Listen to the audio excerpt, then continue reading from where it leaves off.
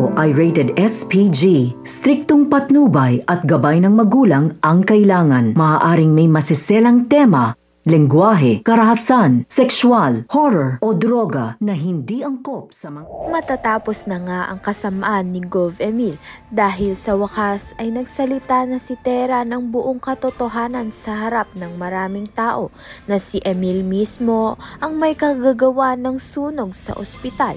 Buong akala nga ni Emil ay pagtatakpan siya ni Tera. Ngunit sa halip nagkaroon ng lakas ng loob ang dalaga na isiwalat ang lahat. Dahil dito tuluyan nang nabunyag ang lahat ng kasalanan at kasamaan ni Emil at mapagbabayaran na nga niya ang kanyang mga kasalanan.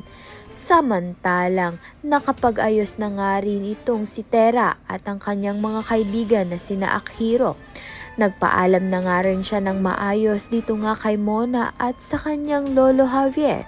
Sa kabila ng lungkot, oras na upang tuparin ang kanyang pangako sa kanyang Ashti Perena. Kasama nito, sisimulan na rin niya ang gampanan ng itinakdang kapalaran niya ang maging tagapagligtas ng Encantadia. Kasama niya ang Ashti Perena niya pagbalik sa Encantadia. Kaya naman nga tiyan at iba pa ang dapat nating pakaabangan. Maraming salamat sa iyong panonood.